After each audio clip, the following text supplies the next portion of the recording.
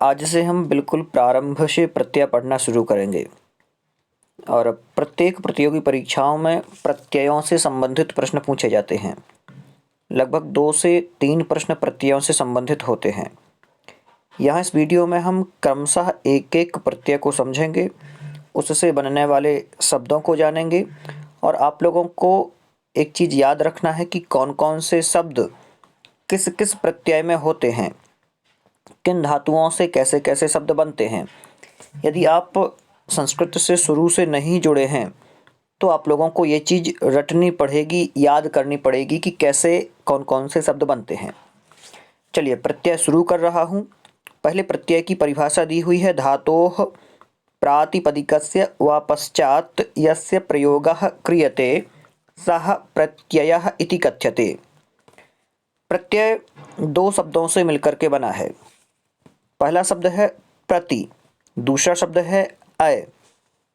प्रति और अय 2 शब्द हैं प्रत्यय के अंदर।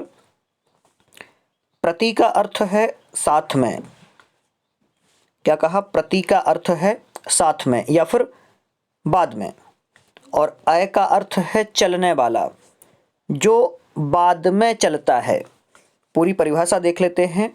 अतः प्रत्यय का अर्थ हुआ धातु अथवा शब्दों के बाद में चलने वाला या लगने वाला शब्दांश जो धातु अथवा शब्द के अंत में जुड़कर उसके अर्थ में या भाव में परिवर्तन कर देते हैं या फिर ये कहें उनका अर्थ बदल देते हैं, वह प्रत्यय कहलाते हैं। तो हमने इतना प्रत्यय के बारे में समझा। प्रत्यय 2 शब्द से मिलकर के बना है, प्रति और दूसरा अय, ये आपको याद रखना है। आगे चलते हैं प्रत्ययों के भेद। प्रत्यय कितने प्रकार के होते हैं? तो संस्कृत में प्रत्यय 5 प्रकार के होते हैं। सुप प्रत्यय, तिंग प्रत्यय, कृदंत प्रत्यय या फिर ये कहें कृत प्रत्यय, तद्धित प्रत्यय और स्त्री प्रत्यय। कितने प्रकार के होते हैं? संस्कृत में प्रत्यय 5 प्रकार के होते हैं। सुप प्रत्यय ये संज्ञा पदों में जुड़कर नाम, विभक्ति, वचन आदि के बारे में बताते हैं, जैसे कि रामः, श्यामः, इस प्रकार के जो शब्द हैं ये सुप प्रत्यय के अंतर्गत आते हैं। आपने प्रत्यय पढ़े होंगे, सुप प्रत्यय सु, औ, जस, ये वाले। तिंग प्रत्यय ये धातु में जुड़कर, देखिए जो सुप प्रत्यय 2 प्रकार से हैं। सुप प्रत्यय हैं, आपको ये याद रखना है, ये संज्ञा पदों में जुड़ते हैं। और यहाँ तिंग प्रत्यय का ध्यान से, ये धातु में जुड़कर काल, पुरुष आदि के बारे में बताते हैं, जैसे कि गच्छति, तो ये तिंग प्रत्यय के अंतर्गत आएगा। ता, आताम, झ, थास, आथाम, ध्वम, इस प्रकार के। आगे है कृत प्रत्यय, जिन प्रत्ययों को धातु अर्थात क्रिया के पश्चात जोड़कर संज्ञा, विशेषण या अव्यय आदि पद बनाए जाते हैं, वह कृत प्रत्यय होते हैं। जैसे क्रि प्लस तव्यत, क्या बनेगा? कर्तव्यम। तो इस प्रकार के ये जो कृत प्रत्यय हैं इनके बारे में हम आगे पढ़ेंगे। संज्ञा, सर्वनाम, विशेषण और अव्यय में जोड़े जाते हैं। तद्धित प्रत्यय होते हैं ये। तद्धित प्रत्ययों के बारे में भी एक-एक प्रत्यय लेकर के अपन पढ़ेंगे। आगे है स्त्री प्रत्यय। स्त्री प्रत्यय भी बहुत सारे हैं, टाप, डाप, गीश, गीन, इस प्रकार से। तो पुल्लिंग और नपुंसक लिंग शब्दों को स्त्रीलिंग बनाने के लिए उपयोग किया जाता है। स्त्रीलिंग जो स्त्री प्रत्यय हैं उनका, जो भी शब्द पुल्लिंग है, नपुंसक लिंग है, उनको स्त्रीलिंग बनाने के लिए इन प्रत्ययों का प्रयोग किया जाता है। जिसमें अज, टाप, ये टाप स्त्री प्रत्यय है तो ये अजा शब्द बना। इस प्रकार से कितने प्रकार के प्रत्यय हैं, आपको ये मुख्य चीज याद रखना है। प्रत्यय 5 प्रकार के हैं, जिनमें कुछ कृत प्रत्यय और कुछ तद्धित प्रत्यय, कुछ स्त्री प्रत्ययों के बारे में हम आगे पढ़ेंगे और ये जानकारी आपको पूरी याद रखते जाना है। चलिए प्रत्ययों की शुरुआत करते हैं, जिसमें से आज हम अभी इसमें 3 प्रत्यय पढ़ेंगे। तीनों प्रत्ययों से बनने वाले एक-एक शब्दों को आपको याद कर लेना है, जिससे कि आपके दिमाग में आ जाए। त्वा प्रत्यय, ल्यप प्रत्यय और तुमुन प्रत्यय से बनने वाले शब्द कौन कौन से हैं? कब कब इन प्रत्ययों का प्रयोग किया जाता है, इन प्रत्ययों की क्या क्या विशेषताएं हैं। चलते हैं। और आप लोगों से एक और निवेदन है, आप अपने चैनल को सब्सक्राइब जरूर कर लें, जिससे इस प्रकार के जो भी अच्छे वीडियो रहें वो आपके पास पहुंच जाएं। और ये वीडियो अपने मित्रों को भी अधिक से अधिक शेयर करें, जिससे इस प्रकार के वीडियो से वो अवगत रहें। देखिए, अव्यय बनाने के लिए 3 प्रत्ययों का प्रयोग किया जाता है। एक तो त्वा प्रत्यय है, दूसरा ल्यप प्रत्यय है और तीसरा तुमुन प्रत्यय है। क्या कह रहे हैं? अव्यय बनाने के लिए प्रयोग किया जाता है। चलते हैं। त्वा, ल्यप और तुमुन प्रत्ययांत धातुओं के रूप नहीं चलते। एक प्रमुख बात आपको याद रखना है, मतलब इन प्रत्ययों से बनने वाला जो शब्द होता है वो अव्यय होता है और अव्यय के रूप नहीं चलते, ये आपको याद रखना है। इसलिए इन 3 प्रत्ययों को अलग से रखा। त्वा प्रत्यय है, तुमुन प्रत्यय है और ल्यप प्रत्यय है। इतना ध्यान से देख लेते हैं। त्वा प्रत्यय जो दिया है, त्वा प्रत्यय समान कर्तिकयोः पूर्व काले, ये इसकी परिभाषा है। क्या कह रहे हैं? 2 धातुओं का एक ही कर्ता होने पर, धातुएं 2 हैं लेकिन कर्ता उसका एक ही है, तो ऐसा होने पर जो पूर्व काल के अर्थ में विद्यमान धातु में त्वा प्रत्यय जोड़ा जाता है। जो पूर्व काल, जो मतलब कि पहले वाली धातु रहेगी, उसके अर्थ में क्या जोड़ा जाएगा? त्वा प्रत्यय जोड़ा जाएगा। और इसका अर्थ क्या है? जिसका अर्थ होता है करके, जिसमें त्वा शेष बचता है। त्वा प्रत्यय जो है इसमें का हट जाता है, लोप हो जाता है इसका, और त्वा शेष बचता है। जैसे दा धातु है, त्वा प्रत्यय है, तो दत्वा बनेगा शब्द। देकर, इस प्रकार से देकर ऐसा करता है, ये करके वैसा करता है। तो एक नॉर्मल सा आपको सामान्य सा नियम समझ में आया। जो पहला प्रत्यय है त्वा प्रत्यय, इसके बारे में पढ़ रहे हैं, जिसमें दा धातु से दत्वा शब्द बना, और इनमें त्वा प्रत्यय जो है, त्वा शब्द इसमें शेष बचेगा, जो आगे अपन इसमें देखेंगे। एक छोटा सा एक नियम है इसका। शेट धातुओं में ई लगाकर सभी प्रत्यय लगते हैं।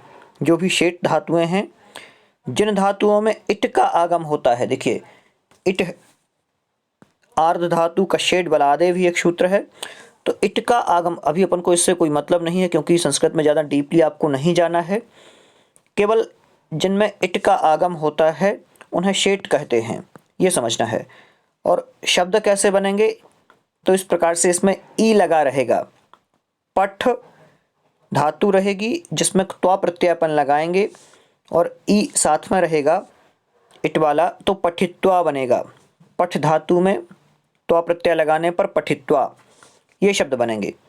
पूज धातु में त्वा प्रत्यय लगाने पर पूजयित्वा, ई भी साथ रहेगा। ग्रह धातु में ग्रहीत्वा, भक्ष धातु में भक्षयित्वा, लिख धातु में लिखित्वा, खन धातु में खनित्वा, खन धातु से खनित्वा बनेगा।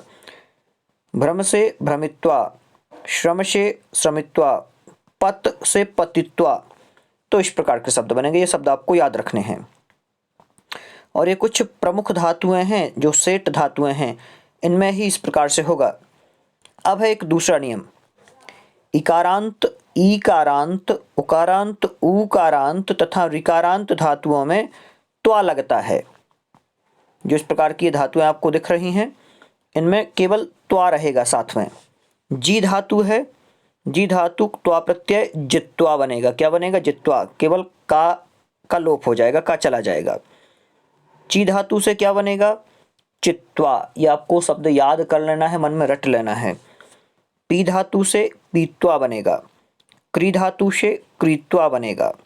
भी धातु से भीत्वा बनेगा। केवल नियम में क्या कहा? इकारांत हो, ईकारांत हो, उकारांत हो, ऊकारांत हो या ऋकारांत हो, मतलब कि यहाँ जो ये दिख रही है मात्रा, इस मात्रा पर इतना आपको याद रखना है। तो जो जो भी ये धातुएं होंगी, इनमें त्वा शब्द बचेगा केवल। नी धातु से नीत्वा बनेगा, श्रु धातु से श्रुत्वा बनेगा, हु धातु से हुत्वा बनेगा, भू धातु से भूत्वा बनेगा, क्री धातु से कृत्वा बनेगा, भ्री धातु से भृत्वा बनेगा, स्मृ धातु से स्मृत्वा बनेगा। इस प्रकार से एक एक शब्द याद रखना है। स्मृ धातु से स्मृत्वा बनेगा, ये शब्द याद रख लेना है। अब है नियम तीसरा, धातु का अंतिम री का इर होता है। देखिए, जब भी त्वा प्रत्यय लगेगा, त्वा प्रत्यय तो त्वा प्रत्यय में जो री रहेगी, कभी भी जो जिन धातुओं में री है, दीर्घ री, तो इसको इर हो जाता है। त्रि धातु है, त्वा प्रत्यय लगा, तीर्त्वा बनेगा शब्द। कैसा बनेगा? तीर्त्वा। श्री धातु है, त्वा प्रत्यय है, सीर्त्वा बनेगा। ग्री धातु है, त्वा प्रत्यय है, गीर्त्वा बनेगा। ज्री, ध्यान से एक और है धातु, जी धातु है, त्वा प्रत्यय है, जीर्त्वा शब्द बनेगा। क्या बनेगा? जीर्त्वा शब्द। तो ये आपको याद रखने हैं इन शब्दों के बारे में। अब अंतिम एक और नियम देख लें। चौथा नियम है, यदि धातु का प्रारंभ या अथवा वा से हो। क्या कह रहे हैं? धातु का प्रारंभ या से हो, या कौन सा शब्द है? दो शब्द हैं, या से हो या वा से हो। तो या और वा क्रमशः ई और उ में बदल जाते हैं। और ये प्रत्यय कौन सा चल रहा है? त्वा प्रत्यय चल रहा है। किस में बदल जाते हैं? ई अथवा उ में बदल जाते हैं। और अंत में चा हो, अंत में चा हो तो का में बदल जाता है। इसके बाद धातुओं में त्वा लगता है। त्वा तो लगता ही है, लेकिन इतना बस आपको याद रखना है कि यदि कोई धातु है, उसका प्रारंभ या से हो रहा है या वा से हो रहा है, तो उसमें क्या हो जाता है? क्रमशः या को ई हो जाता है, वा को उ हो जाता है। और अंत में चा हो तो चा को का हो जाता है। इतना याद रखना है। चलते हैं, शब्द देख लेते हैं। वद है, वद प्लस ई प्लस त्वा क्या हो जाएगा? वदित्वा हो जाएगा। मतलब कि उदित्वा। वदित्वा क्यों नहीं हुआ? क्योंकि धातु वा से प्रारंभ है, उसके स्थान पर उ होना है।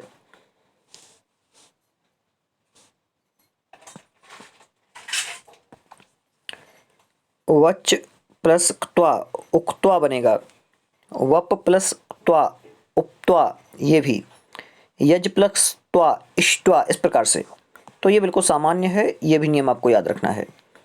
इसका एक और अंतिम नियम है, यदि धातु के अंत में स या फिर चा और छ ये शब्द अथवा ज हो तो क्या होता है?